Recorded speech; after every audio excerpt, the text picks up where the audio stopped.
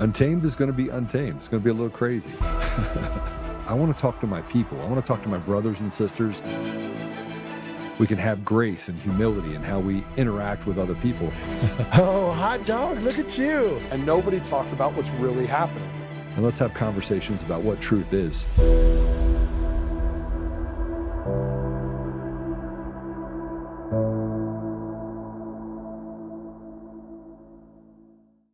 City clerk here for 8 years. So Get out of here. Yeah. I worked for congressman, worked for senator. Nice. Been doing elections all my life. It's these guys go door to door and they take people's ballots. They bully them and they give them their ballots over. Voter fraud happens in small ethnic communities where someone is more assimilated. They can run the show. They can intimidate and say, like, if you don't vote, vote for me, your cousin has nowhere to live next year when he comes in. I'll shut it down. Closed societies, basically. Yep. But how do they do it? Like, Easy. They go around the neighborhood with the AB applications, and they have people sign the application. Then the candidates will drop them all off at City Hall. Then they know when they go out, they go back to the person's house and say, sign the envelope, give me the ballot. They were harvested. That's what it is. and so you think that's what happened here? Oh, it is what happened here. It's absolutely what happened. It happened with the Ukrainians, it happened with the Polacks, it happened with the Bosnians. Yeah. It's ethnic communities. Whoever gets here can run the show on me. Whoops. Yeah. Mike is joining me today. Wow. That was something. Happy Monday. Yeah. Happy Monday. Welcome back. It's good to be back. Yeah. I took a week off. I mean, I was on the show for one day, did a show. I put a video up on Facebook. I'll put it up on everything else. But Kyle Clark goes and cuts it up, and we talked about violence and whether or not we would actually need violence. Well, I don't call for it, but I think it's going to go there. Well, that's what I said. I said it was violent rhetoric talking about it. But Micah, what do we do in Iran? Did we walk in and drop teddy bears? No. In fact, I wish we'd go into Iran, be done with it, and walk out. I don't want to see a rebuild. You want them to have to fight to get across the finish line? I'm saying if we're going to go in, I want to go in, be done with it, and go home. I don't want to get into another Afghanistan. Well, we just found out that we're not fully out of Afghanistan now to begin with. I know. And I said it would be the withdrawal, but we really haven't withdrawn. That's my point. I think what I was saying last week, and it's we talk about election fraud, and the big thing for me is everything predicates on being able to steal elections. And here we are in the 21st century where we should be able to have a conversation about elections, and we can't even have a conversation. Yeah, because right now we're being screamed down for everything. Part of the reason the reason faith is so important to me is because it's not like some weird guiding star. Like my faith, my devotion therein, it starts with my faith and it ends with my faith. Because if I just get focused on all the bad, I'm going to live there. But that doesn't mean ignore it. It doesn't mean don't stand in the face of evil. It doesn't mean don't call it out. And that's the problem we have right now. I feel like half the time we don't know what to do, and then the other half the time we're just screaming at each other. And that's why I go outside sometimes and I take a bended knee. Sometimes I'll go out. I just go for a drive, and I just get with my Creator and I talk, and I get recentered because I think it's very, very important. Well, I mean, the problem is that you just said we get shouted down, basically. We do. We get screamed down. And they walk in and they say, well, you obviously don't know what you're talking about. You need to go get educated. Okay. And in the same breath, we talk about, hey, you have this white supremacy, and then you have groups of people that walk away from it and say, well, I'm not white.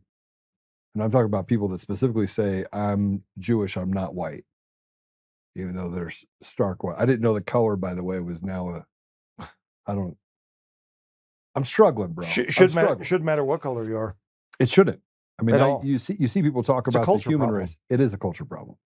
But we've basically destroyed the culture. We shout down at people. We did it with COVID. We did it with the Antifa movement. We do it with the anti-Semite. But we do it with all these movements. Yeah.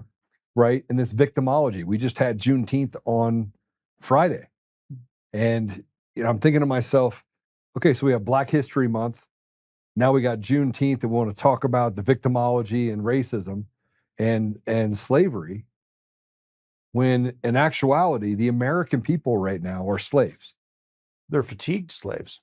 They're tired. And we're tired of the dog whistles. Yeah. And we're tired of the victimology. We're tired of the give me, where there's nothing left on the bone. Yeah. And nobody wants to work for it. Very few. And everyone has an opinion. You know, everyone has an opinion about everybody else. I want to play this if I can, because it's not just the election. The elections are the byproduct of the ability to basically steal it with impunity, all 50 states. Yes. But you look at what the media has done, and they've created this programming of just fake propaganda. It's everywhere. And this young man talked about hating Charlie Kirk. He said, I hated Charlie Kirk. And there's a lot of it. There's a lot of this, like, hate Republicans because Republicans are racist. But the people that are racist are the people that are actually out there saying, you can't accomplish anything. Oh, by the way, kill your babies. Oh, by the way, cut off the penis of your kid. Oh, by the way, go ahead and play this. Actually glad that Charlie Kirk was murdered, but probably not for the reason you think. I was at work when I first found out. A fellow employee had wandered up to me, cell phone in hand, and asked, "Did you hear that Charlie Kirk just got assassinated?" And I, without even a moment's hesitation, responded, "Good!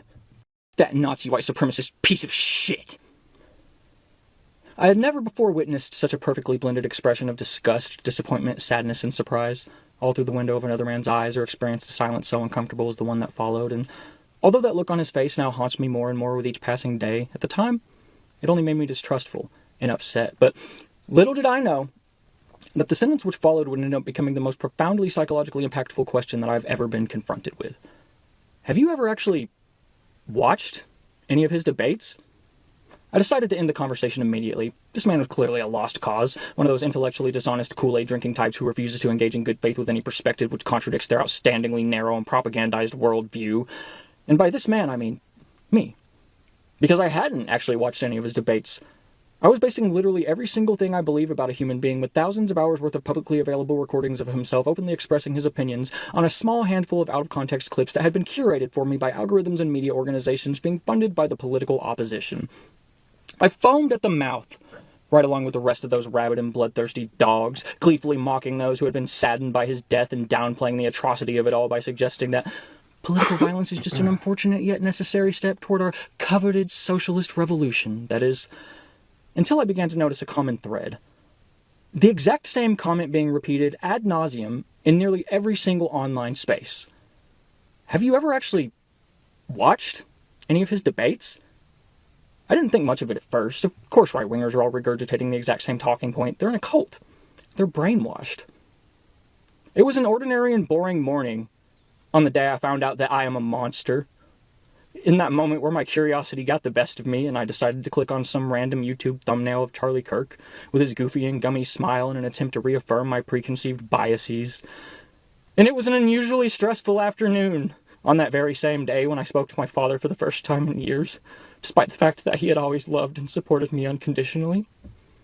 And it was a never-ending sleepless night, coming to terms with the fact that literally every single thing I thought I hated about the right, the bigotry, stupidity, violence, vitriol, and narrow-mindedness, was actually just an outward projection of hatred toward my own self. Charlie Kirk is my hero. He opened my eyes to the cruel and manipulative nature of our political media, brought my family back together, and taught me how to love again. And to anyone who takes issue or offense with that, I'm going to do exactly what he would have done, and challenge you to answer a simple, honest, and straightforward question. Have you ever actually watched any of his debates?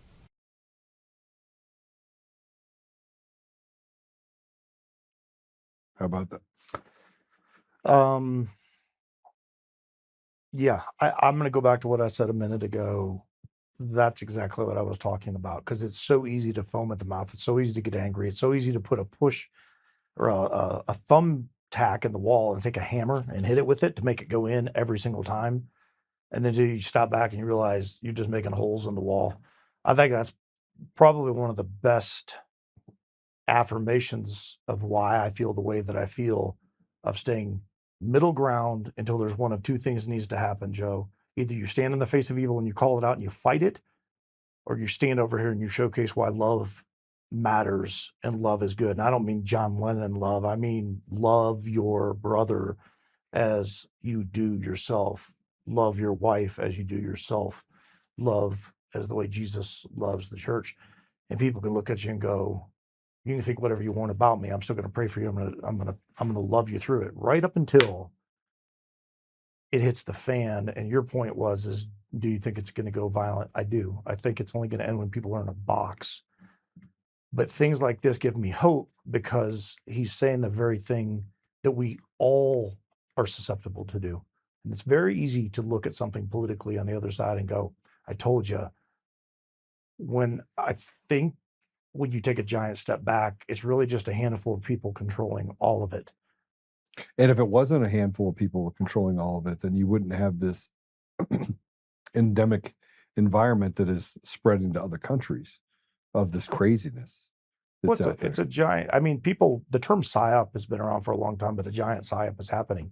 And it's geared, depending on where you stand, what you believe in, what you look at. Your phone will gear it. Everything is fed into it. This is why I take a knee, or I step away, or I'll get in my Jeep and I'll go drive up into a trail for a couple hours out of a month. And I'll just sit back in nature and I'll just go, okay, I'm just going to pray this through, because otherwise I just find myself in the middle of the vitriol, and I don't want to. I want that guy to sit in that chair right there and tell you why. I mean, he just did it, but it would be great to have him it right was, there. but it was great because he got to repair his relationship with his Of course father. he did. And, I saw you like shaking your head when you were watching it, because this is the thing that we come into contact with so often. Yeah. And, the realization, when you get to a realization that you recognize that violence is going to be necessary. I mean, I think that's just you're just foretelling what people have to be prepared for. Sure. Based on the circumstances and the conditions that they're actually raising. Sure. But I went further and said that I thought that it was going to be controlled. In other words, I don't think it's going to be neighbors shooting against each other. I think it's going to be good versus evil. I think that the constructs, we talked about this morning, of Democrat versus Republican, those are going by the wayside. Very much so. And it doesn't really matter to anyone. And you have Colorado, which is a vast majority, or a simple majority of the people inside of the state of Colorado are unaffiliated. Correct. Which they could have leanings and they could have beliefs, but they're not willing to stake it in any one political party. Right? Yeah, I mean, some of it is by choice and some of it is by system. So the system is set up. If you go to the DMV, get your license, you don't check a box, you're automatically thrown into an unaffiliated. It takes 2 minutes, though, to walk on any site and say, I'm going to register as a Democrat. I want to do it, but if you don't and you don't look for it, the point is the system is already set to put you over here. Right. And so there's a controllability that comes with that too. Yeah, no, I completely It's a both and. I agree with you. We're not willing to have the hard conversations. And I talked to you this morning about authenticity. Yeah. We have to be authentic. I mean, at some point, we got to be willing to have hard conversations about where we sit. And when you stop being able to have that because you can create a dog whistle or, a gotcha moment, well, then we're missing the ability to understand what's coming next. Sure. And it's becoming more and more obvious that Team Evil, there's just a group of them. They have names. They do. And I don't believe it's going to be neighbor versus neighbor. I think leadership has played a large part in what they've done to our country. And I think that people are starting to recognize that rather than looking at each other and having this fight with each other, they're turning it and going, you took 56 cents on every dollar from me. You were the one that let my kids get groomed. You were the one that took away opportunity. And you're the one that created all this opportunity for yourself so you could eat. Well, you put flock cameras on every corner and did everything you could to hurt me. I think it's coming. It is coming. I wouldn't argue that at all. And that's not a call to violence. That's recognizing that violence will be necessary in order to defeat evil. Yeah, I think anybody that thinks that's a call to violence isn't listening. So Charlie Kirk called this stuff out. I mean, it's interesting that he's referencing it. Charlie called this out repeatedly, and he got killed for it. Yeah, he called it out repeatedly. Even the stuff that I've said about the synagogue of Satan and people that are in, I mean, he said similar things, which I think is ultimately what ended up getting him killed. It was Right. his last two. They weren't debate. It was when he was sitting up on a stage and he was talking about it. Those were the most notable times that he spoke out. And then a few weeks later, he was killed. I mean, he was speaking out against what was happening in Israel specifically, Yeah, with and- Netanyahu, with Trump, and things that were happening therein. And it's not, he wasn't anti-Trump and he's not anti-Israel, No, right? And I think this is the reason why we can't be honest. We can't have truthful conversations because they're allowed to basically use the legal system in order to beat you with it. They're allowed to take away from you the ability to think for yourself. And they replace that with something that says that you either do what we say, you know, again, shouting you down, yelling you down, you either do what we say, or you're a bigoted, racist, anti-Semitic, Islamophobe. I don't even know. I mean, what comes from it is the old adage of burn down your city or we're going to burn down your city. Yeah. And you're sitting here going, wait, so my option is to burn down burn my down city? the city. I said fatigue earlier. I think there's a fatigue that is going, and I'll give you two simple examples because I don't think this has anything to do with skin color, even though everybody wants to make things about race. I think people, when I look at, so I worked in inner city sheriff's department, Black community. Yeah. I can sit back and categorically tell you there's a culture that happens. And people are tired of that culture. They're not tired of a skin color. They're tired of a culture. And I would say the same thing when I look at like white liberalism. I don't look at somebody and go, white liberal, that's the term that gets put on it. And that's what everybody's using. It's just their culture. You have a culture issue in the Liberal Party. You have a culture issue here. I grew up in a culture issue in small town Kentucky. When I moved from small town Kentucky to Detroit, Michigan, Yeah. I had a big old y'all when I'd answer. I got beat up for it, right? Because my culture didn't assimilate with that culture. But I grew into culture and then suddenly realized how amazing it was. And that's how you can identify a lot of these things. You see it for what it is. But instead, we've made it about You sure it skin wasn't color and Stockholm names. syndrome? Pretty sure. Pretty sure. Pretty sure. But every time we have this conversation, we sit up here and we talk about this. We have platforms that say, "Oh, you're not allowed to talk about that. You're not allowed to talk about." But why? That's why. That's my problem. That's my problem. Every time we want to have a conversation, we want to be, let's just be intellectually or academically honest. Let's just scrape the surface, talk about really difficult things. They do what this person did. And I want you to pay attention to what they said. Let's go ahead and play this about the First Amendment taking away your ability to speak the truth. Go ahead and play it. This is by far the scariest video I've ever posted. Stick around to the end, and you'll see why. Oh, freak! Wait, sorry, wrong video. I meant this one. Good to hear, but it's time to limit the First Amendment in order to protect it, and quickly before it's too late. What do you mean? I mean that we need to control the platforms, all the social platforms. We need to stack rank the authenticity of every person that expresses themselves online and take control over what they are saying based on that ranking. The government. The government should control the social media. Yeah. Shlomo is not just talking about the freedom of speech, might I remind you. This is what he's talking about. Told you so. What an interesting time to be alive, is it not? Look, this video is never going to see the light of day for obvious reasons. So if you don't mind using these buttons, this is how we... Sounds like 1939 to me. It's creating the adverse effect. Sure. But what he's saying is you're not allowed to speak at all unless we say that this is what you can say. Why is it, Micah, why is it that people believe that they can take away your ability to speak? And why is it so dangerous? Why is he saying that you're not allowed to have a First Amendment right? Well, I think it's the first guy. It's the fear. It's the awakening of ignorance to the thing that I didn't realize I was while I was screaming it at everybody else. I was actually believing that it was this. And when I stopped back, the biggest thing that I took away from that guy outside of him reaching out to his old man was the fact that he looked in the mirror and realized I was talking about myself. And that then goes here because people won't do that. They're self-awareness, critical thinking starts with examining yourself. But if they could stop you from ever examining yourself, then the white liberalism would take over. That would be the only that would be the prevailing. You have to believe this. Any time that you're in a society where society says you have to believe this, or the bully pulpit comes after you, put scarlet letters on you, that means you're going in the wrong direction, doesn't it? Yeah, of course it does. So in the United States, you're allowed to believe one thing and one thing only. Anthony Fauci's a hero.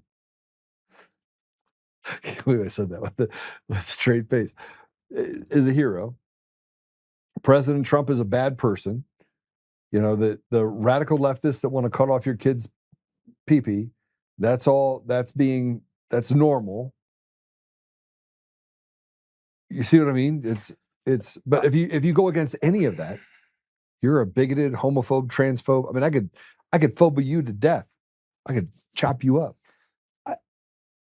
Yeah. So it goes back to one thing and one thing only for me. And now it's Mike Tyson. Everybody's got a game plan until they get punched in the mouth. Right. And nobody's getting punched Which in is the mouth. why I right said now. we're going to violence. We will, because nobody's getting punched in the mouth right now. And it's not, it comes to eventually it's the way I look at it is the teeter-totter, right? I mean, you got the big kid on the bottom, the skinny kid on the top, and the skinny kid can't get off. And he's just he's just sitting up there, and you got to jump off. Sooner or later, you got to engage. I don't know what that moment looks like, but inevitably, I watched a video. I'll give you an example. I watched a video the other day. Like, I have no problem standing in the face of violence. I say this all the time. Call it evil, stand in the face of violence. I watched a video the other day on a subway where a young black man was by himself, and there was a woman on there. Did you see it? Where he beat her half to death? It's gone viral now. So this guy, they're riding by themselves. He walks over to her, starts punching her, kicking her, throwing her around, slamming because her of the into the wall. propaganda they're developing. Because of the propaganda. That is different because you can stand in the face of that. You can call it out. You can do something physical with it, right? Like you could stop that guy at any cost. At any cost. But when somebody just says it to you, if he just walks up and starts screaming at her and you jump up and you punch him in the mouth, that might be a 50-50 thing because, there's a presence of a male versus female. When you have two dudes screaming at each other and they're just using language and they're shouting you down like what you're talking about, and if you hit them, now you've committed assault because we've stopped enforcing rule of law. Yeah. So back when I was a cop, we used to have a thing called harassment. We used to have a thing called disorderly conduct. You don't see these charges made anymore. Well, and if you did, they're just going to walk away anyway. If you do, it's because you have somebody staying in front of an abortion clinic saying, hey, look, you have an option. You could not kill your baby. You could go to adoption. There's these other opportunities for you. And then, as a matter of fact, this happened in New York where a guy was cited for disorderly conduct for words that he said about somebody going and getting an abortion. It was in front of an abortion clinic. Their words is the key. Yeah. So that's where I go back to you're only going to when you get punched in the mouth, that's where this stuff happens. So you can look at it from the physical element, Joe, of you clock somebody for saying something. I look at it from the judicial executive side of things. And I've said this before on the show. I'll say it again. When you start having punitive damage for judges for releasing these guys back out into the streets, then and only then, when they fear the account of something, will things start changing and they're going to go, wait a second, if I'm going to get charged for it, then I'm definitely going to make sure this guy goes to jail and there's a sentence. Because right now we're just letting everything go, which then propagates all of this stuff. And then people that are trying to take, I think, the high road, an ethical road, a moral road, a Christ-centered road, and going, look, I don't want to, then all of a sudden they become weak because then they're afraid to step into it. I'm not. I'm afraid. I'm just afraid of no man. So I will walk into the middle of violence and stop it if I feel there's a victim that deserves to be protected. And at the same time, I'm going to love everybody through it to the best of my ability. It's just the division line in the middle of that's getting narrowed. And it's getting to a point where sooner or later, you're just going to start seeing warfare because nobody's going to, they're going to get to a point where nobody's going to put up with it anymore. Well, I think we're past that point. But it's not become physical yet. That's my point. When that happens, then it's going to take off. But it is becoming physical. Left to right, not right to left. No, but the right. And this is this is what I look at and go, okay, he'd be hard pressed to not look at the things that are happening in our community. And my friend said it to me. He goes, look, Joe, I ignore it. I ignore politics. I said, do your kids go to public school again or still? And he's like, no, they're homeschooled. I was like, so you don't ignore it. You're avoiding it. You can feel it. You know it's there. Team Evil is like right around the corner trying to capture your kids. And instead of being a part of that, you decide, I'm going to step out. I'm going to step out of Team Evil. I'm going to step out of the purview of Team Evil. But we're not dealing with it. And so when you don't deal with a problem and it grows and grows and grows and metastasizes to where the cancer is so big, the only thing you can do is take it out. Yeah, I'm pretty sure that's the point I'm trying to make. Stand over here and love well, walk the journey. You don't have to be engaged in every single thing, but you do have to recognize it and you have to be willing to step up against it. Otherwise, you're just going to get run over. Yeah. Well, I think Americans are actually tired of everyone trying to control them. Yes, sir. I think that's correct. And they're tired of race baiting. They're tired of they're tired of all of it. Not just here in the United States, but everywhere. Everywhere. But I want to tell you this. This is a Chicago police officer that talked about how to deal with a race baiting BLM activist. Go play it. Prove to me you're not a racist cop by saying I love black people 3 times. While Wait, I'm trying to say something. I'm trying to say something. Jumping on one foot. You're a great person. You're a great person. You know, you gotta say I love black people 3 times while hopping on one foot. You don't want to get crazy. You're a great person. That's crazy? I don't like to segregate people like race, color, gender, creed, or anything. I look at everybody's the same. But I'm clearly black and you're clearly... I'm clearly white, but I don't judge people like color. I said, so do you... The content of their character. So do you love black people? I love everybody. But do you love black people? I love everybody. But do you love black people? Do you love black people? Same answer. Same answer? Okay, what do you do every day to dismantle systemic racism as a police officer? I just do my best at what I do, and I just try and treat everybody as I treat myself. What do you do every day to dismantle systemic racism as a police officer? I just take care of myself. Wow. These are the people that's here to protect and serve. That's crazy. I'm doing a good job. You're not doing a good job, gang. You have horrible answers. You didn't even say you love black people, and he has the same answers as you. And you in our community all day here to protect and serve who? Not us. Not us. Not us. You're a racist cop, both of you. Yeah. I used to deal with that all the time. Dog whistle. And everything that is wrong with this man is those white cops' problem. Yeah. It's their fault. I used to deal with that all the time. I don't think much about that stuff. It's sad to me because it's a culture issue. It's brought up. I watch it over and over. I mean, you go into, and I don't, look, it's not all people. And I think that's what ends up happening is because you say something and everybody assumes it's all black or it's all white or it's all brown. That's not the issue. This is a culture issue. This is an upbringing issue. This is probably a fatherless issue. Yeah, but where's this guy being upbrought? Where's he being upbrought? He's being upbrought in a liberal-controlled environment Probably. that limited his opportunities. Maybe. That stymied his ability to get education. Certainly told him that he can't do anything without them. Right. That to me has always been the top-down culture. So we just celebrated Juneteenth, and you said we've already got Black History Month. The Republicans ended slavery. Yeah, they did. That's what Juneteenth is about. When you stop and you research, that's actually the underlying element of it. Yeah. It's been morphed and twisted into something else, but we should be celebrating the fact that Black men became free. Yeah. Because hundreds of thousands of people fought but they on the didn't become Republican. free. Well, no. Let me finish. All right. They became free, 14th Amendment, the Emancipation Proclamation. And then fast forward a bunch of years, and the Democrats came back in and they grabbed it and they twisted it and they put them back in. It's a very different form of slavery now. The slavery is dependency. It's no longer, we've got you housed, caged, and locked down, and you can't breathe as a human being. That's the horrific element that happened in the 1800s. Nowadays, you're attached to a system that we're taking from these, giving to you, and we're telling you you can't get out from underneath it ever if you don't support us. And the support is keep regurgitating that same thing over and over. But they're not successful. So there's no freedom in that. Right. They're you can't escape unless you choose to escape.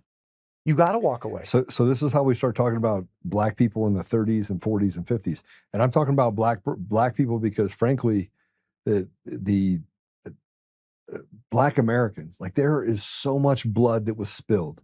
Black, white, Asian, people that have been here for generations, that their blood has been spilled in order to stop slavery. That's right. Right? Yeah. But it wasn't a black or white thing. Back then, even back then, they saw it as we have to do whatever we can do in order to equal. We saw it as wrong. It was morally reprehensible. Of course that you it had was. slaves. Okay, so fast forward, without white people, ending slavery didn't happen, right? Yeah, I mean, well, that's and look at the 20s and 30s and 40s, where the education level of Black Americans was at arguably an all-time high, right? Fathers were in the home. So what else was going on? What else was happening at that point? You had the movement with Margaret Sanger, yeah, that started, which is eugenics. Yeah, eugenics. You're coming out of World War One,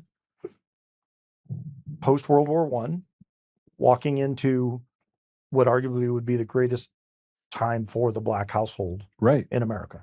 Well, the late 1800s, early 1900s were, I mean, that's when this Reformation started. Where hey, we're actually coming into a place where we were walking in the same direction. And then we went into ultimately the vote, right? The ability to vote. Letting women vote, which you could argue maybe that should or shouldn't have happened.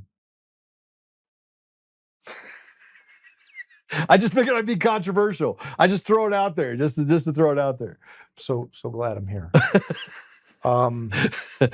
Actually, I actually listened to. It's funny you say that because I did listen to a video the other day of a gal that came out and said, "Here's where a lot of the feminist issues came in and all that." But that's I think that's a 2.0 show.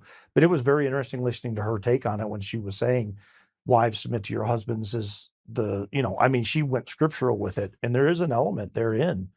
I mean, that you probably opened Pandora's jug up for that, but I really genuinely do believe when you say the 20s, 30s, and 40s, something happened. It's like it laid the foundation. It did. Yeah. And that led to mass incarceration, then focusing in on segregation. You had Martin Luther King, which just like Charlie Kirk, Martin Luther King his last few speeches were very controversial because he talked about liberals specifically. Yeah. Remember when he was locked up in Birmingham, Alabama jail, he wrote these letters. And in this letter, he said that he doesn't, it's not the conservatives that he has a problem with. It's the liberals. It's liberals, yeah. That we have a problem Even with. Malcolm X said it. And Malcolm X also murdered, but Malcolm X is Muslim, devout. Yeah. Hardcore church and Jesus. I mean, just all the way through. And even he came out and said, the most dangerous thing in America is white liberals. And that was decades and decades ago. So this is prophetic in some ways when you have somebody who doesn't even look at Christianity saying this is the most dangerous thing, even over and above Islam. That's a big statement. Well, I think so one of my issues that I have with that bold statement that they have is that, if you look at JFK, Malcolm X, Martin Luther King, Charlie Kirk, there was something that happened just before each one of their deaths. JFK came out and talked about the fact that he needed to hand back the reins to who? The American people. Yeah. And that it's so every single time we've been faced with this enlightenment, I mean, Malcolm X came out and he also talked about the fact that maybe he was wrong about his idea that whites versus blacks. He started to convert some thought processes in the end before he died. Yeah. Martin Luther King, same thing. You talk about the speech that he had on the square that, hey, I long for the time when people be judged by the content of their character and not by the color of their skin. And he started this rift of trying to figure out what it is that was getting himself away from the propaganda, and some of which he created, right? But they've turned the words of Malcolm X, they've turned the words of Martin Luther King, they've turned the words of even JFK against the very people that should be listening to that message. Yeah, I mean, Reagan was right after he said, if you want to essentially get America back on track, get government out of the way, and then Hinckley shot him right after that. Yeah, Like, and then walked let around- him out of jail. And let him out of jail. Yeah. I mean, how many people are in jail for petty offenses? I mean, I don't even know. Petty meaning drug offenses get 200 years in prison.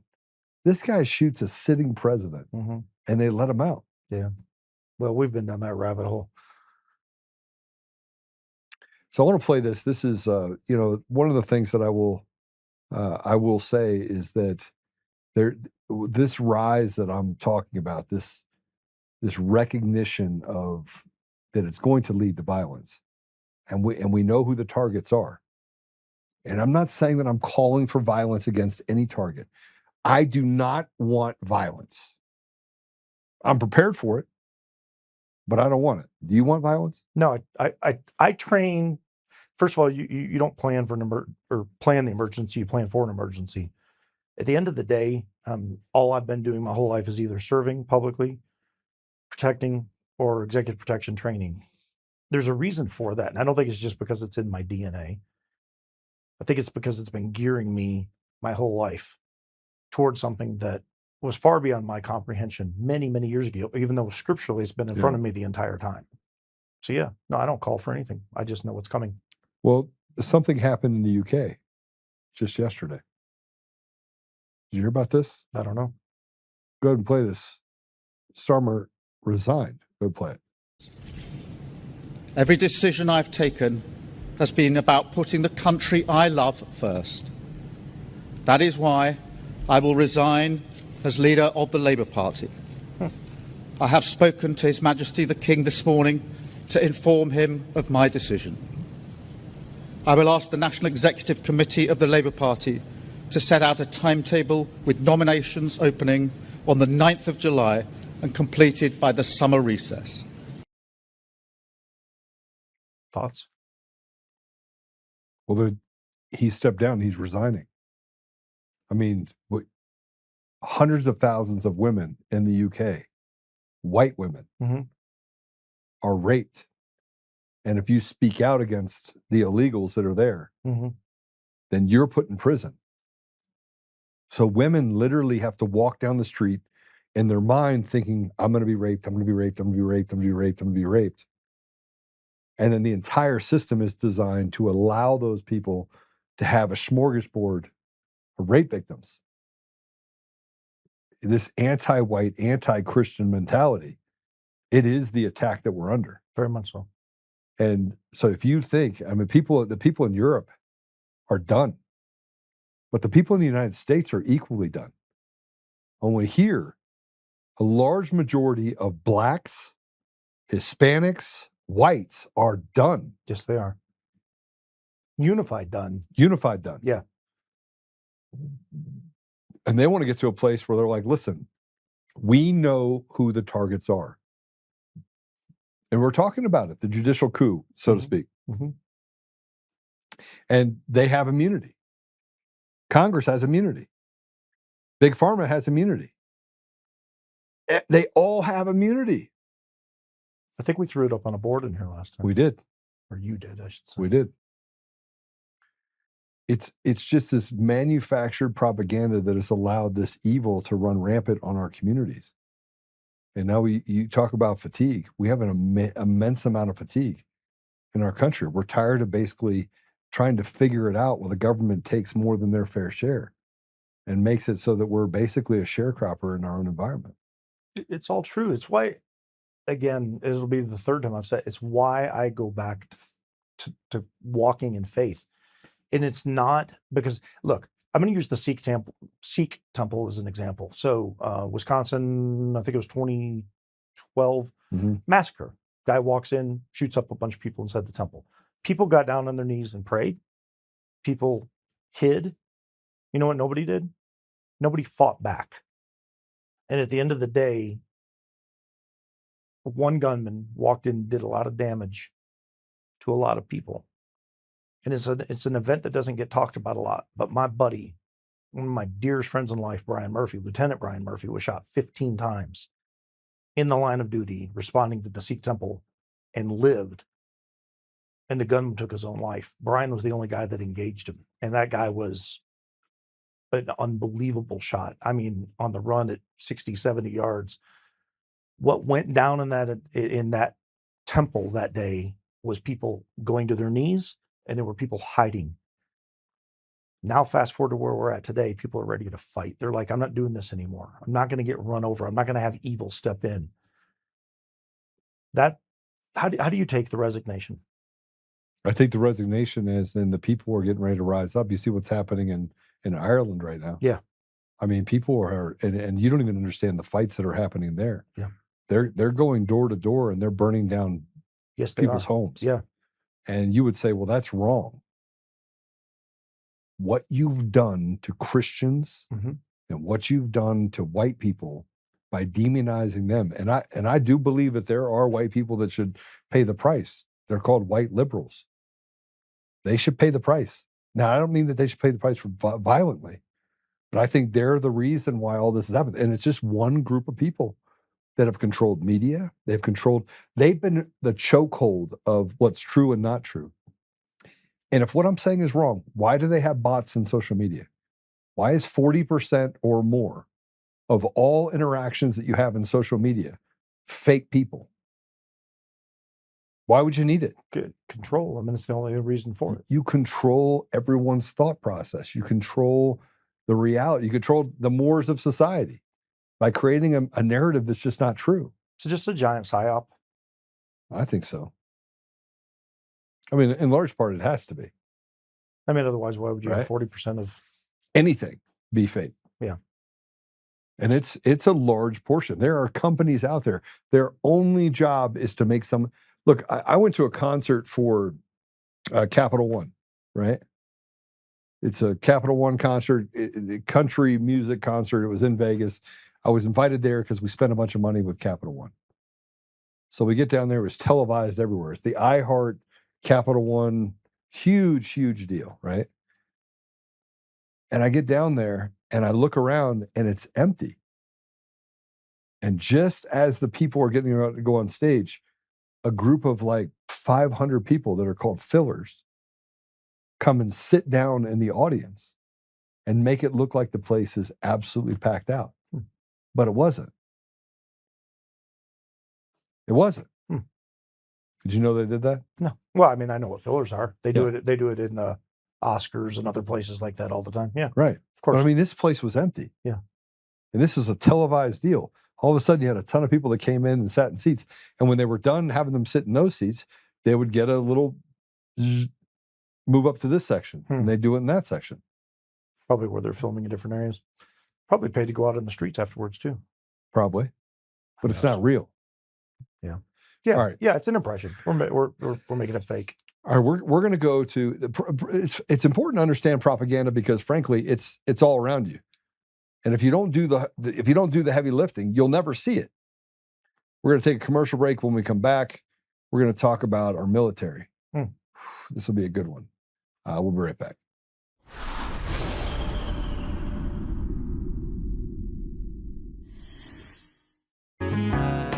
Oh, hi. I almost didn't see you there.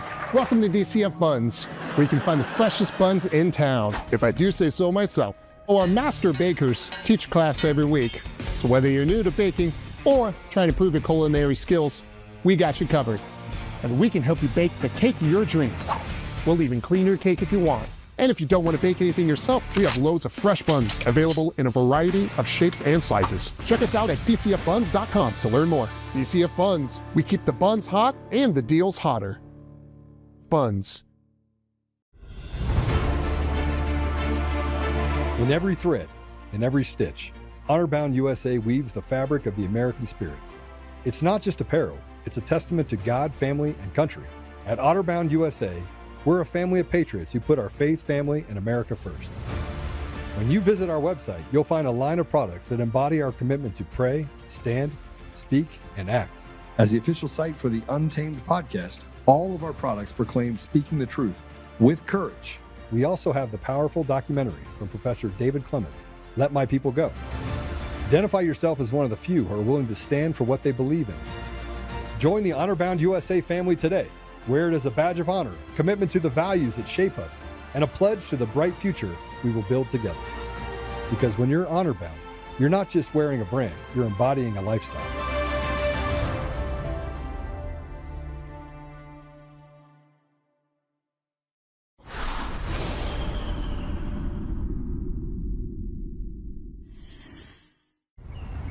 There's a lot of people, they have questions about Islam, about Muslims, but they have not felt comfortable enough to ask those pertinent questions that may come up for them. I've heard that we as Muslims don't believe in Jesus. Who's heard that before?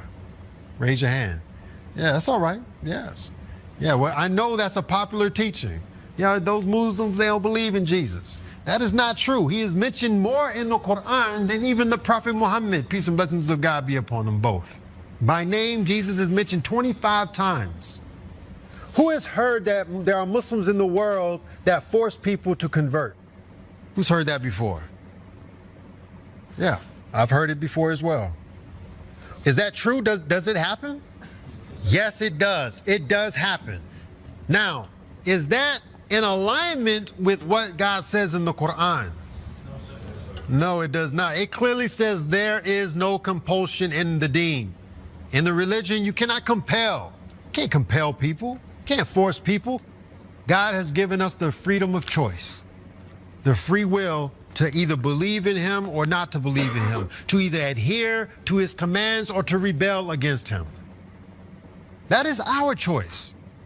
In other words, you do you and I do me.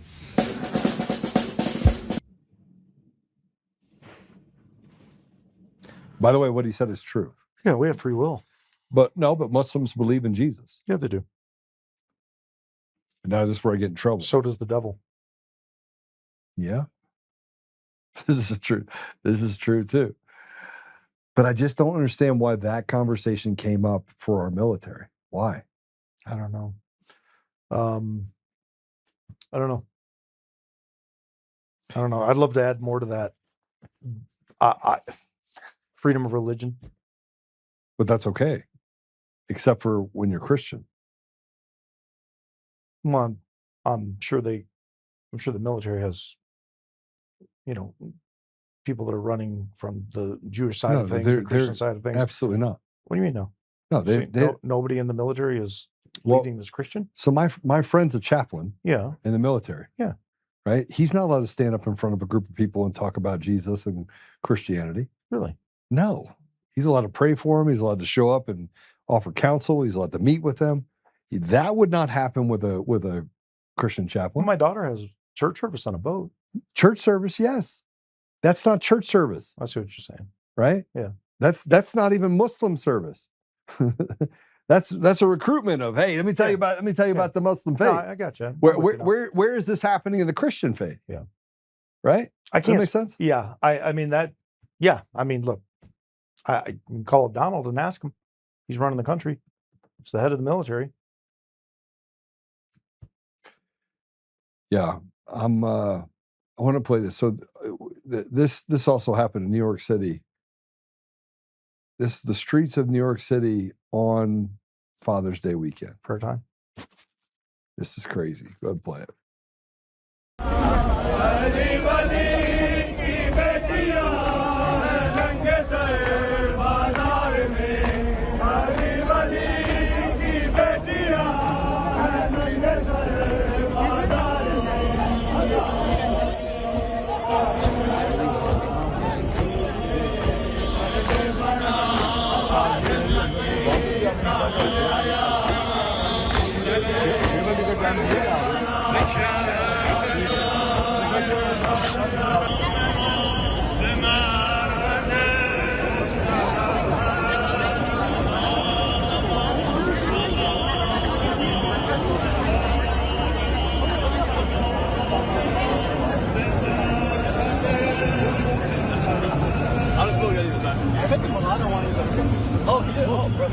Bro, you put, yo, I don't know if it was him. Looks like Hamtramck with taller building. Did that look like America to you? No, I've seen so many of those, Joe. I've seen that. I've seen them drop down hundreds of prayer rugs in the middle of the streets, down the avenues. But I'm talking about what Afghanistan looked like before the switchover, what Iran looked like before the switchover. All these countries look like switchover. Look like that. And look at it now. Yeah. I know. Look, we said it. We've said it a handful of times. It will end, sadly, when there's violence. You don't have to call for it. You can just see what's coming. And I'm not calling for it. I wish that it would not be necessary. But how do you see what is happening to America and not look at that and go, this is... Well, there's more mosques being built in Texas than anywhere in the United States right now. Right. Right? And I said in the last podcast... And they get free food and free housing and free education and free on the backs of America. Yeah. But as we said in the last... Why Texas? Why Michigan? Because they're corridors. The corridors.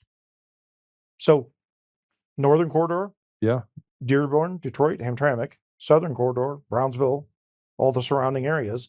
You're just coming in and fixated in building right there. I mean, if somebody had said to you 20 years ago, do you think they'd be building a mosque in Texas? What would you have thought? On the heels of... Oh, there was a mosque in Texas 20 years ago. Yeah, but I'm saying building. Like, hey, we're going to start building these things. Well, they're building the entire communities. I mean, they're building entire communities where it's Muslim only. Have you been to the UK recently? Same thing. Dude, there's areas you can't even go into. I went just in 2020. I went there just because I wanted to see if I could get in. I was there a couple of years ago. Yeah. Oh, the no-go zones are legit. The cops don't even go in there anymore. There's no more government in those areas. It's Sharia law now. Yeah. How did they even allow that to happen? Because they did allow it to happen. That's the whole point. Well, you could just walk in and just stop it. Go to Dearborn right now. Tell me. So when I went to Dearborn. When I lived in Michigan, 7 years ago, we moved here 6 years prior. So 34 years ago, there were 50,000-ish Muslim in the Dearborn area. It's 5 million now. 5 million. 5 million between Dearborn, Hamtramck, and the outlying areas. If my number's wrong, put it up online. Look, the thing that I was showing you, and what I want to give is the point of that, is that demonstration over the weekend was not a demonstration of even the Muslim faith. It was a demonstration honoring what? Martyrdom. The creation of martyrs. They're literally in our face saying that. Yeah. This is what Sharia law is. But we sit back and watch it happen. Because everybody's afraid to do something. Who's doing anything? Yeah. Name the anything that somebody is doing. I don't think anything's happening. All right, we're going to take another quick commercial break so I can pop out for a second, and we'll be right back. Just quick commercial break.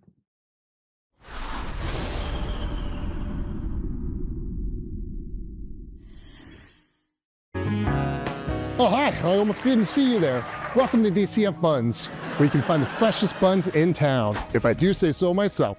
Oh, our master bakers teach class every week, so whether you're new to baking or trying to improve your culinary skills, we got you covered. And we can help you bake the cake of your dreams.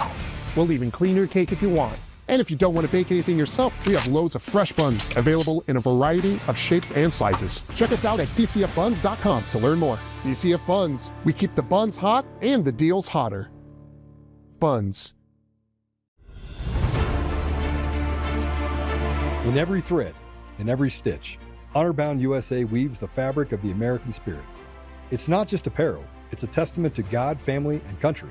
At Honor-Bound USA, we're a family of patriots who put our faith, family, and America first. When you visit our website, you'll find a line of products that embody our commitment to pray, stand, speak, and act. As the official site for the Untamed podcast, all of our products proclaim speaking the truth with courage. We also have the powerful documentary from Professor David Clements, Let My People Go. Identify yourself as one of the few who are willing to stand for what they believe in. Join the Honor-Bound USA family today. Wear it as a badge of honor, commitment to the values that shape us, and a pledge to the bright future we will build together. Because when you're honor-bound, you're not just wearing a brand, you're embodying a lifestyle.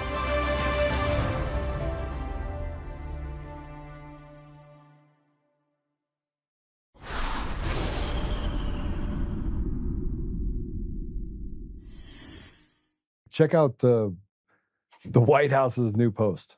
Haven't seen it. Whew. Find it if you can. Sorry, I had to use the restroom, bro. I was sitting here literally dying. Yeah. Yes. All right. So I have to put this up because I wasn't going to say anything, and somebody sent me a text message. I ran to the bathroom and it shows it to me, and he puts it up on. So you know the Q movement, and I have not been a fan of the Q anything, right?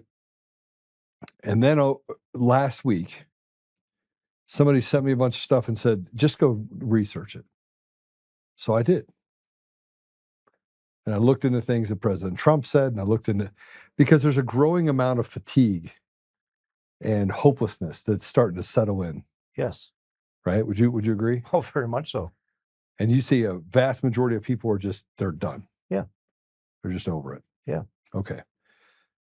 So I went and just got in this rabbit hole, went down the Reddit and Discord and checked out Q and went all the Q sites. I stayed up till 4:00 in the morning reading. At the end of it, I was like, man, this can't. I felt like a Q-tard. But you don't think it's legit? I don't even know if I can say this out loud.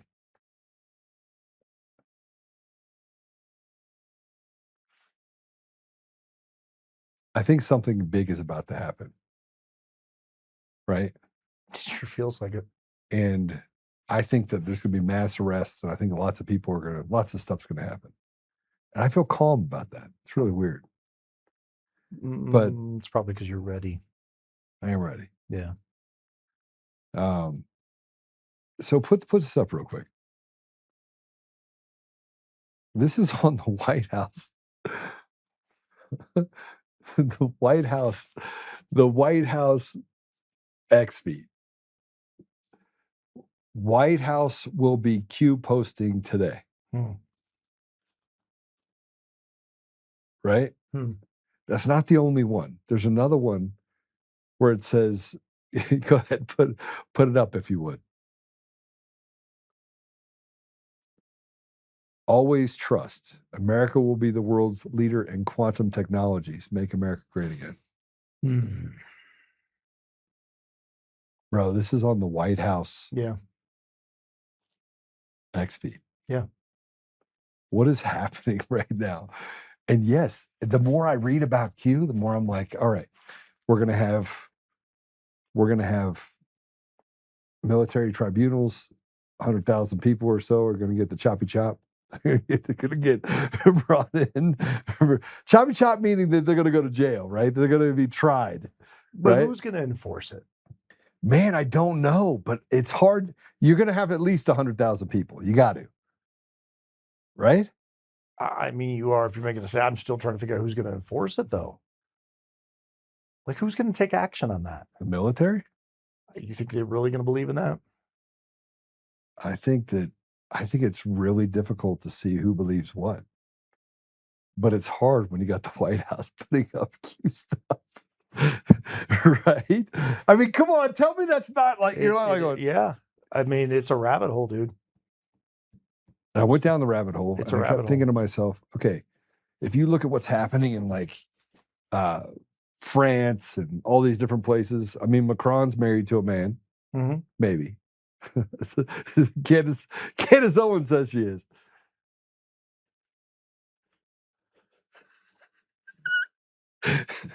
See, this is why we can't have nice things, because you put up stuff about Q. All right, we're gonna skip away from Q for a minute.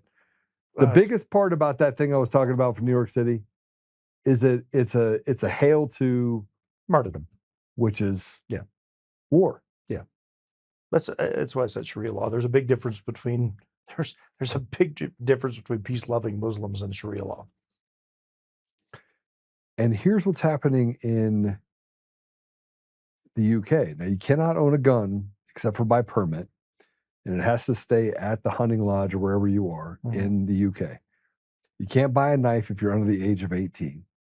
you billy clubs are out. I mean, literally everything that you could beat. Now, it doesn't mean that it's not happening. It is happening, but it's all illegal. So now everybody's just operating illegally, right? Which means they can pick and choose winners and losers.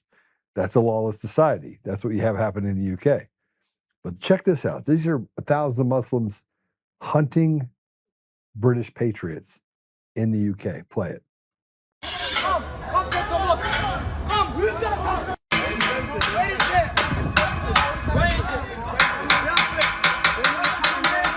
Come on, guys. What's up? Nara Takbir. Allahu Akbar.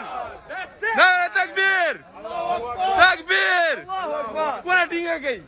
Little peaceful thing in space, and then I guess.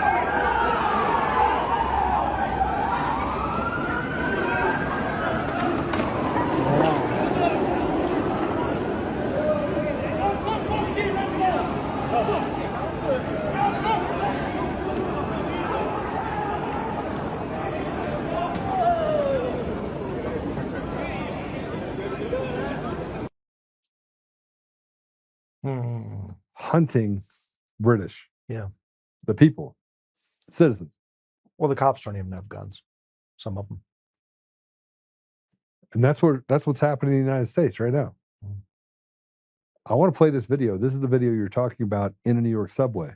Oh, with the lady? Yeah. Oh, it's disturbing. Yeah. Go ahead and play it.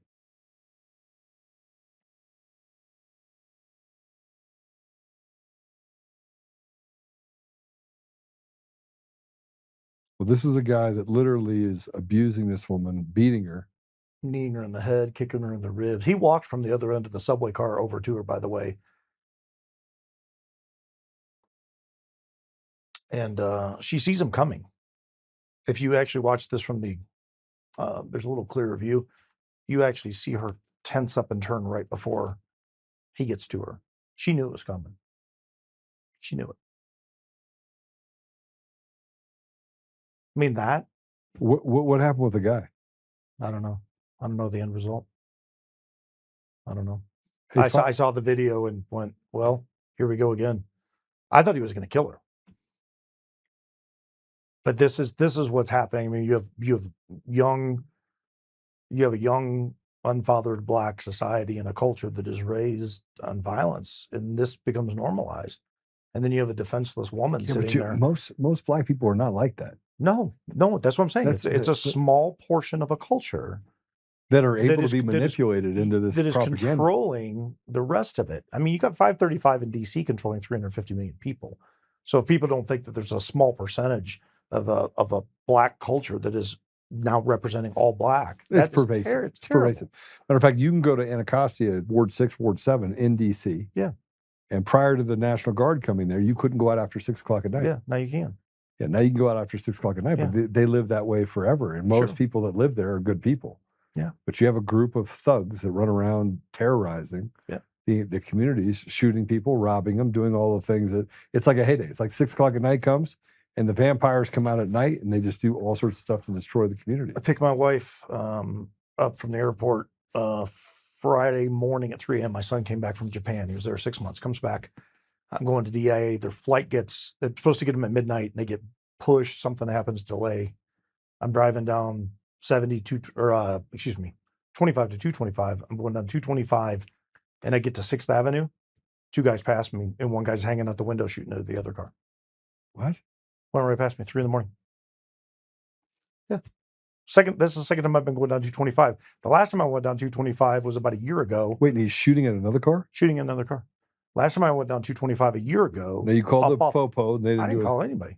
Up off of Mississippi, if you go a little bit past Mississippi, there's a warehouse district right there, and there was a full gangbanger shootout going on.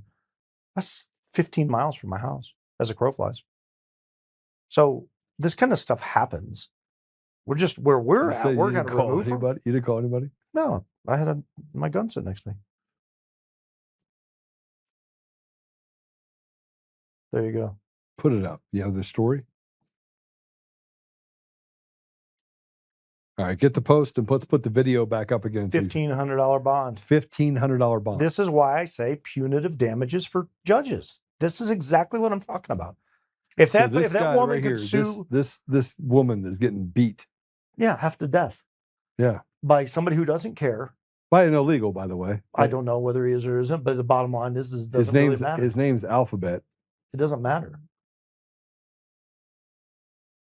What matters is we got a judge to let him out for $1,500. He should be buried under the jail.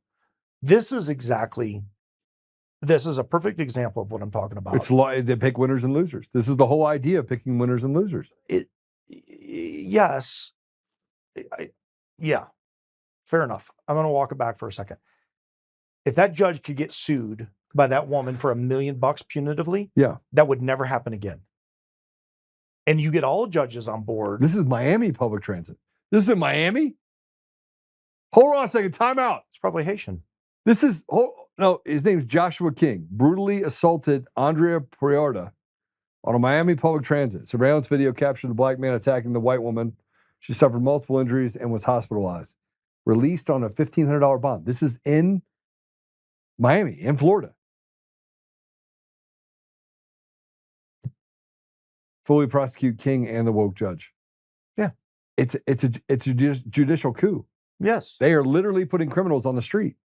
Now, do you know what I say when I say that these judges have terrorized our communities? Yeah. Terrorized them. Hence my solution.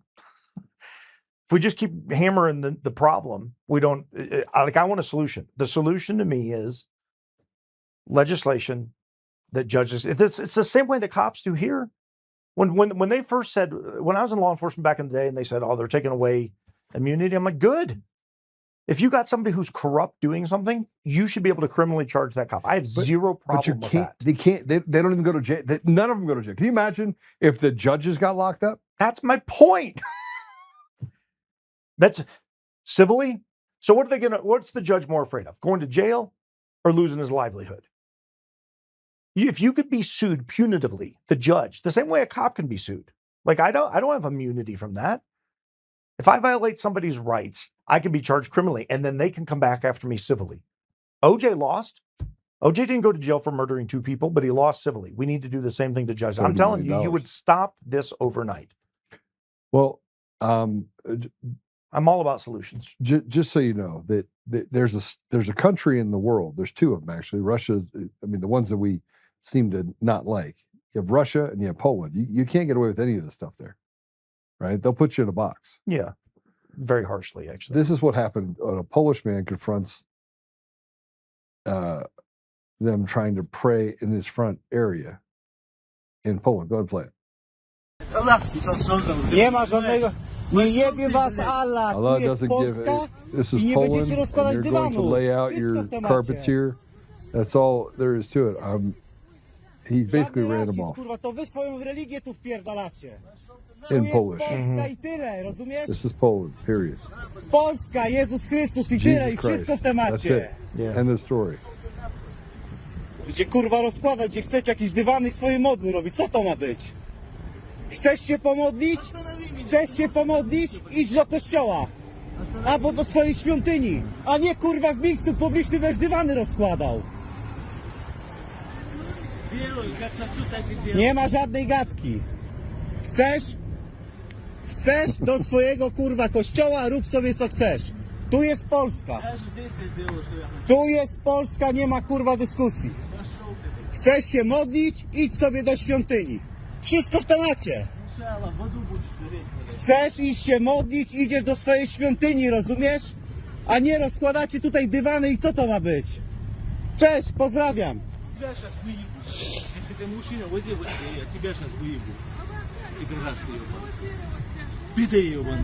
Ty jesteś jebany.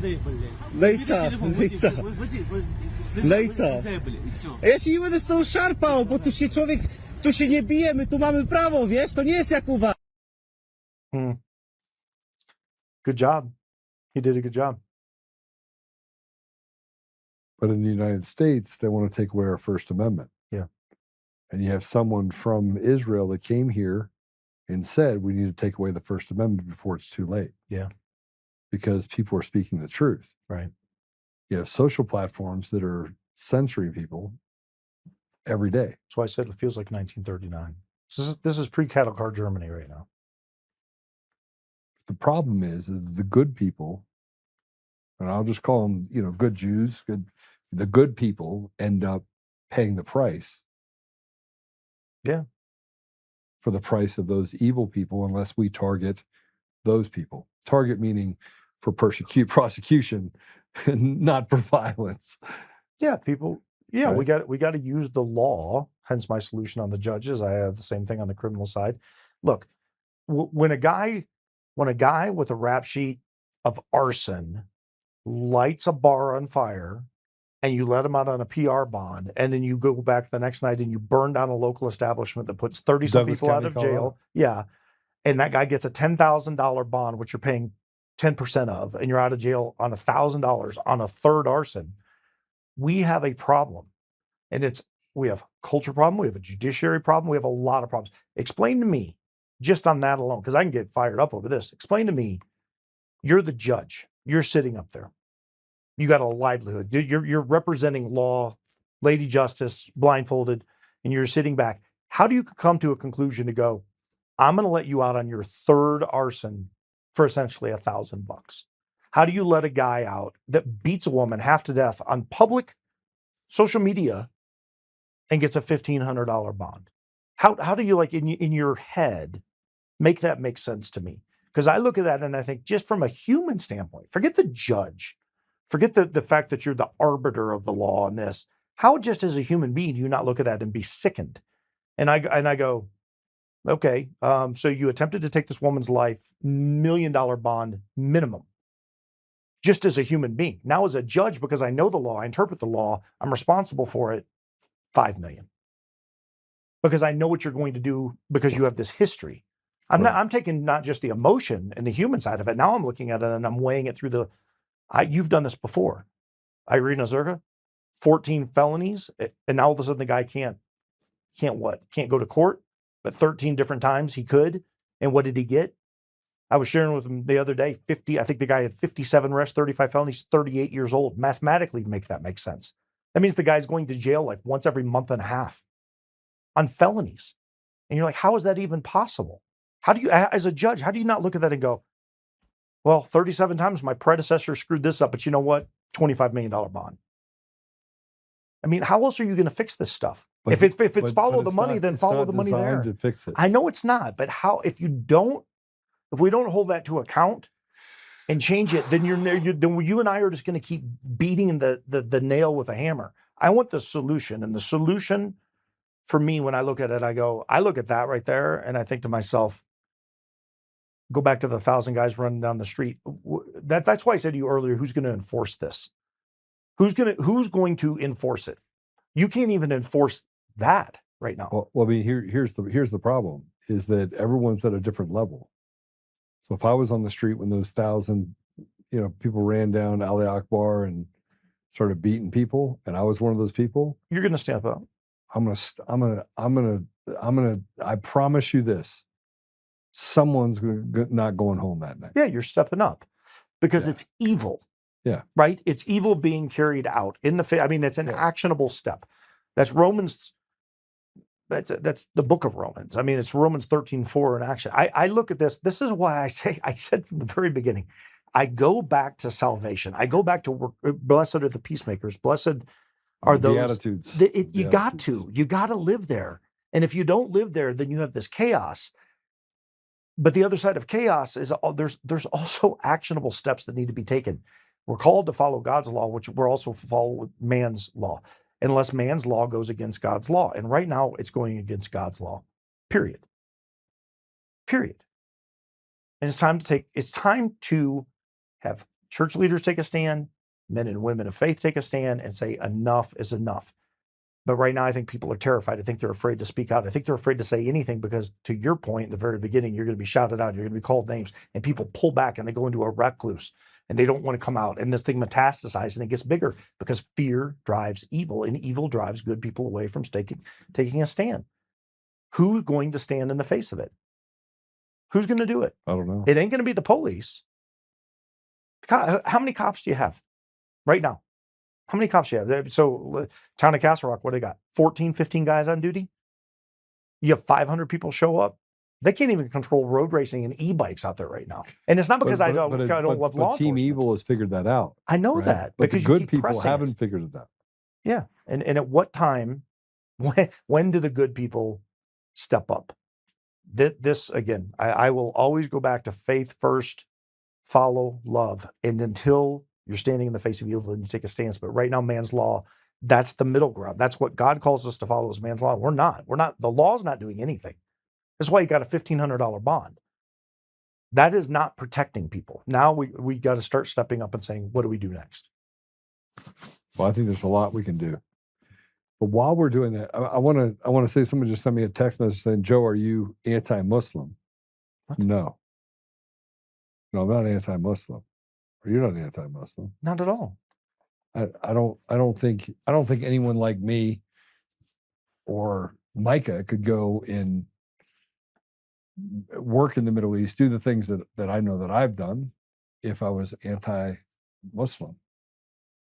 But you do have a radical element that is really bad. There's a radical element in America called liberalism right now. Yeah. It's a disease. It scares me. I'm still going to try to love people through it. Yeah. Well, you want to see what's happening in Chicago right now? This episode's fun. God play it. Assalamu alaikum warahmatullahi wabarakatuh. Alhamdulillah rabbil alameen. I'm Sadiq Ali, live right here, Chicago, Illinois, with the Muslims. Alhamdulillah. We want to send everybody an Eid Mubarak, happy Eid. This is our Eid for Chicago. Alhamdulillah. Takbir. Takbir. Takbir. This is what we doing in Chicago. We doing it every year. Alhamdulillah. Come rock with us in Chicago. Man, we all the Muslims. We all together. We all together. We all together. We're going to stay together because that's what we do. We Muslims. We love each other. Alhamdulillah. May Allah reward us and place us all high. And may Allah accept our fast. Alhamdulillah. Takbir. Takbir. Takbir. A new era of peace. Alhamdulillah. Well, I just have a difference of opinion on faith. I mean, there's a lot of religion, like 10,000, I think, religions, something like that. Yeah, I mean, a vast majority of them are Christian. They trace back to the Abrahamic faiths. I believe in Jesus Christ. I'll stand on it, and I'll stand it all day long. I'll still stand next to people, love people. I'm not going to believe the same thing they do. Look, hey, we could split hairs all the way down to the type of shoes you pick and the color of your car. There's a reason there's 15 different automobile manufacturers with 47 different options. Like, not everybody drives a Hyundai, not everybody drives a Porsche. I mean, you got choices. So it's your thing. I believe in eternal salvation through Scripture, and I will stand on it because there's not only Scripture, there's prophecies that have been foretold. I don't believe in Scientology. I like Tom Cruise movies. I think he's a really good actor. I think it's really cool that he does his own stunts. I would love Tom Cruise to come in here, sit down right here in that chair, and have a fun conversation with Tom Cruise and tell him about Jesus Christ. I would love that. The same way I'd like to talk to that guy. Well, are Scientologists Christian? I don't know. I don't study enough Scientology to know what it is. I just know that it has to do with something that I'm not on board with from the standpoint of how I've seen the rhetoric come, and this will go into various faiths. And I'm sure that there were people that will look at me and go, I don't believe in God for the same reason. I don't believe in Jesus for the same reason. You don't believe in that. I don't hate that person. Yeah, no, I don't either. It has nothing to do with hating anybody. It has to do with what evil is presenting itself. So that guy, let me ask you this: the guy on the subway, what was his faith? In the subway? You have no idea. Team evil. It's a dude. It's a bad dude doing bad things, right? I'm not going to sit down and go, "Hey, are you Muslim? Are you Christian? Are you Jewish?" I'm going to stop you from beating a woman's face in. Yeah. And at whatever level I got to go to with a stranger, I'm willing to die for that stranger in an act like that. Like, that to me is what we as men should be doing. We should be called to stand in the face of evil. 1,000%. It has nothing to do with skin color. I don't have to like your religion. I don't even have to completely understand your religion when I believe my faith in Jesus Christ is it. I don't need to conform to yours, and I'm not asking you to conform. I'm asking you to read something or look at it the same way you would ask me to read. I have read, I would say, the majority of the Quran over about 10 years. I've tried, I've looked at it, and I went, yeah, there's nothing there that draws me in that says this is the answer. Yeah, I mean, look, I think there's only the way, the truth, and the light. Period. Right? For me. And but I have read the Quran. There's actually lots of teachings of Jesus that are in the Quran. And people are like, well, that's not the same Jesus. Yes, it is. right? But that's not the same God. I just, my biggest problem with religion is that people use it to do bad things. Yeah, and it then, becomes fanatical. yeah. Well, this was kind of fun. We have to talk about fanatics. Do we have another video? No. All right. That was heavy. I mean, I could do videos all day, though. I just think I think that what's happening right now is it's endemic of what's happening across the world, right? And that didn't happen because it spread through social media. It happened because there are institutions that want to create this craziness across the world. So let's walk back for just a second on one thing that America is founded on. America is our founding fathers were what? Christian. Okay. If you look at our First Amendment, the very first portion of the First Amendment is your freedom to do what? It's not freedom of religion. It's freedom of religion. Yeah. With that comes thoughts, opinions, betrayals, actions, angers, frustrations. Da, da, da, da. Now, you could move to a portion of, say, Korea, and they will tell you exactly what you're going to practice. You could move to a portion of China, and they will tell you exactly what you're going to practice, right? Right. We in America are infighting over the very gift that our forefathers sat down and said, hey, before we get this puppy rolling, before we put this train on the tracks, let's sit down and let's look at what we want America to be. There's a gathering, a melting pot, the phrases that we've all used. And here we are in modern day times with devices. I mean, I can communicate with my daughter in Iran right now in the Straits of Hormuz within 10 seconds. I can get an answer. Amazing technology. They didn't know back then we were going to have this. I don't think that anybody and their brother would have thought, what's a computer? Never even been your thought process. You got to look at what is the value of man? What does man bring? What does man stand for? Do we want to be a party of everybody's excluded from this nation but us? Or do we want to bring everybody together and say, you have an opportunity, but we're going to protect that. So we're creating the Second Amendment. And oh, by the way, we don't want you invaded, so we're going to create the Fourth Amendment. The Bill of Rights, 1791, is such an important time frame in America because over here, it gives everybody the ability to gather. It has nothing to do with what you look like. It has nothing to do with your socioeconomic status. What it has to do is with our forefathers sitting down saying, all men should be. And what we've tried to turn it into is we've taken equity and equality and we've screwed those two things up. That's why people watch sports. That's why you watch the Olympics. You don't have a 100-yard dash with 8 guys starting at the finish line and 8 guys finishing at the same time. And there is a group of people in this country that's exactly what they want. They want everything to be equal, and it's not equal. You're only going to understand things to the level of your understanding. So if you have somebody who is crazy cool, smart over here, and somebody who's just country dumb like me, there's 2 different levels of understanding of different things. My level of street experience might be better than this guy's learned education at Harvard. And at the end of the day, we're both attributes to this country because of what we bring, because we're coming from 2 different areas of education, 2 different speaking levels. All of this stuff comes together. Mix that with 350 million people and 10,000 religions. America's the single greatest country on the face of the earth. But what we're doing is we're allowing one group, it appears to me to be one group, to start running over the top of everything and scaring everybody to death. And then all of a sudden there's fear of all things. How do you solve that? For me, I go to faith. Because if I just go to anger, if I just go to frustration, if I just go, and it doesn't mean that I don't want to throttle somebody in the throat. It doesn't mean that I want to punch somebody in the face. But I step back and I go, but are they doing something that requires that? Or is it just a feeling I have? And I want to walk away from that every single time and go, I want to take a stand. I want to put my voice out there. I want to try to do it the right way. I want to love people through it right up until it defies God's law. There's got to be something that is the ultimate authority in this thing. God's law, man's law in the United States. And if man's law starts violating it, then you got to go back to God's law. Well, I mean, this is where, I agree with you fully. And I think that's why it was most of God's law was enumerated in the founding documents. Sure. But here's something that I think is important. And I actually don't want you to answer because I think you know the answer based on what is on your arm. Okay. Okay. What year was it that we were actually freed as a country? I'm not allowed to answer that. What year? What year did we actually gain our independence?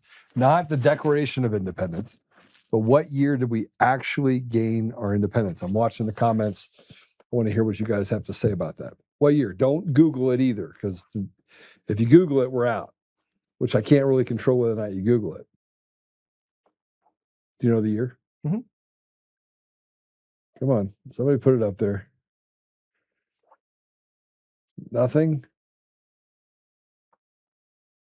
It's because people are trying to Google what year were we actually free. Yeah. We're sure not going to find it under that. That's why it matters. Even Okay. people at Yahoo say, hey, just Google it. All right. It's very true. It was 1783. Yeah. Tell them why. Tell them why before 1791 that was so important. Well, it was important because it was the culmination of all the things that basically said, okay, we're going to do a separation. First of all, we had the treaty with France. Mm-hmm. At the same time, we were getting our independence from England. Mm-hmm. So you have a lot of things were happening. Everyone acts like it was just the UK that was over here, right, causing a bunch of problems. No, there's a little bit more than that. Yeah, there's a lot more. You had Spain, you had France, you had England at the time. That wasn't really considered the United Kingdom at the time. But then you fast forward from 1783 to 1791, and then 1806. And in this period of time, we were just trying to figure out where we were. That's right. As a country. And so that's why these documents became so important, because it was the right versus wrong. Mm-hmm. The judges were appointed to sit for mere days. Right. And attorneys, if you remember, were not allowed to run for office. I did not know that. Attorneys were banned from running for public office. Okay. And here we are now, where attorneys are running the entire show and are wordsmithing the ability to steal things from us. And our Constitution, which is very, very well written. I mean, for it to survive, let's say 230 or 243 years, because that's in essence what it is this year. We're in a place right now where if we don't go backwards in time and become constitutionally based, the country's finished. Yeah, we're a test drive. People forget that. Well, America's a test drive. It was always a test drive. Can this work? We put a bunch of men in a room. We sat down. They hashed it out. They debated it, and they said, "Will this take off?" And here we are. Look at what we've accomplished. In the history of history, what country has accomplished more in that amount of time? Susan said 1787. You're off by 4 years. Yep. But 1787 was significant as well. That's also important. Okay, why was 1787? So 1787 was the lead to 1791. So when you look at the Bill of Rights, the arguments that were happening for those 4 years, this is where for me the freedom of religion became so important, because the lead up to it, there was so much argument going back and forth within the halls of churches and what was happening in America, that when they sat down and they did the Bill of Rights, the number one thing that they said that we have to agree on, the number one thing is we've got to be able to worship our God, whatever that God may be. Right. Hugely important. So there's a book that's written by David McCullough called 1776. Have you read that book? No. It's amazing. No. But that's when, so I was 40 years old by the time I figured out that we actually didn't get our independence in 1776. Yeah. Was it in that book? It was in the book. Yeah. Right. But I read a book before that, but this book gave you a culmination of 1783, 1787, 1789. It's a 20-year span, essentially. Yeah. Ish. Yeah. Yeah. Yeah. That was think about that. That's a third of my life that this country was. It was a mess. It was a hotbed. It was a mess. That's why they call it the Wild Wild West. And what came from it, and what came out of it, and where we went and where we headed. People forget we had a big war after that. Big war. More people lost in that war than all other wars combined here in America for freedom. The Civil War. Civil War. Yeah. That happened post. That happened almost, a little over half a century, not quite 3/4 of a century later. You look at it and you go, yeah, look what we became. Well, so 20 years of hotbed, still a whole lot of ruffled feathers trying to figure stuff out. And then things got really bad, really, really quick. Yeah. It's pretty crazy. And where are we at now? Same thing. But the difference is today is you got real time everything. That's the difference. Well, I mean, this is where I get a little sideways. We had real time back then. He just ran in on a horse. It was giddy up, giddy up, giddy up. I mean, it was Paul Revere. It was still spreading of information. You're correct. Information spread. You could argue it spread faster because they knew the conduits that had to exist. It spread. Okay, I see where you're going. So I will concede a point to you on that it spread faster because there was far less information and it was all delivered in one deal. Right. So from that standpoint, everybody's getting it all at once. As to where here you got to rifle through 40 billion pieces of information. You don't even know what's important anymore. Well, this gets into the drafting of the Magna Carta in 1612 when it was used in 1645 during the wars over in the UK, and how that spread across the world of being a fair environment for people to operate within, that put the law above even a king or anyone else. But didn't it all kick off like in the 1200s though? Yeah, it did. Yeah, I mean Magna Carta was kind of that. I'm sorry, 12th century, 1645. It was used as a beating stick. Yeah. Okay, so it's used as a beating stick to basically say that they should enjoy the rights, God's law, above the supremacy of God's law above the king's laws. Yeah. I don't know. Okay, fascinating conversation. It's very good. We're out of time. Apple Podcasts, Google Podcasts, Spotify, Pandora, iHeartRadio, TuneIn, and more. Go over there, give us a 5-star review, give us a thumbs up. And I could talk about history all day long. It's fun, isn't it? It is. It is. Yeah, different podcast different time. But yeah, it is. Thank you for having me again. Yes, great to have you. Yeah, definitely. And I'm going to be out at the NRA place in Whittington. Yeah, Whittington. Yeah. In New Mexico. Raton. That's where we'll be tomorrow. We'll be there tomorrow, but we'll be going live from there. So we'll have Patrick on here with us. We're going to be out there kind of messing around a little bit, maybe shooting some guns. I'm bringing something. I gotta have a little bit of fun. Yeah. But let's go ahead and pray it out. There's a lot of stuff that's going on right now. I brought up the Q stuff because it hit me last week. Michelle sent me a text message saying, hey, check this out, what's happening in the White House. I believe something really magnificent is happening over the next 30, 45 days. Just keep your finger on the pulse. Something's going to give. Something's going to happen to hold people accountable for the things that they've done to our country and to the people in it. So let's pray it out. All right. Father God, thank you for the opportunity to be here with Micah today. Thank you for just for us being born at a time such as this, where things are they're moving so quickly and it's tumultuous, but we do recognize that the ultimate goal is to restore you to our community, to our country, to the world. So Father, give us the tools that we can carry forward, that we can fight against the evil that we face, and give us the ability, Father, to protect and to serve our communities in such a way that we can give opportunities and afford opportunities to future generations. Father, we ask you to watch over our leadership, President Trump and his cabinet, our leaders that have been either selected or elected, depending on how we see it. But Father, I just ask you to give them the wisdom to be able to lead our country into a time of great prosperity. And I don't just mean prosperity from a financial standpoint, but just the peace that comes with a community that's driven by goodness. Help us, Father, that we may forgive our brothers and may work hard to pursue destroying this evil within our communities. I ask these things humbly in Jesus' name. Amen. Amen. Destroy evil. Susan Rice, it's good to see you, the good Susan Rice. And we'll see you guys soon. See you tomorrow. Hopefully we get a chance to shoot a couple of guns while we're out there. It'll be kind of fun. All right. God bless you.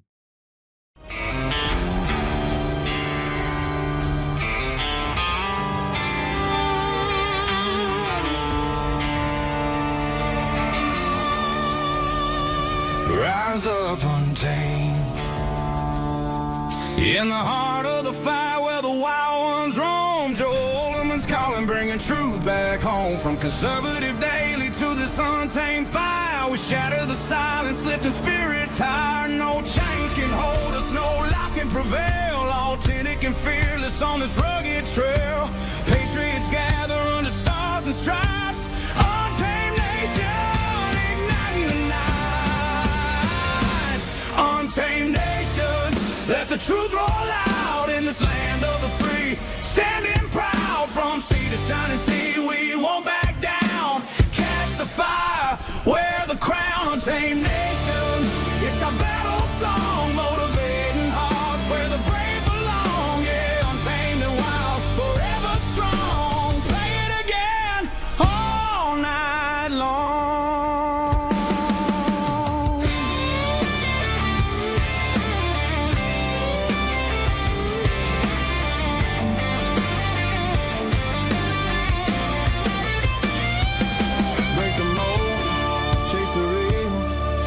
Games, time to heal. Joe's voice leads the untamed crew. Truth matters through and through. Untamed nation, let the truth roll out in this land of the free. Standing proud from sea to shining sea, we won't back down. Catch the fire, wear the crown. Untamed nation, it's our battle song, motivating hearts where the brave belong. Yeah,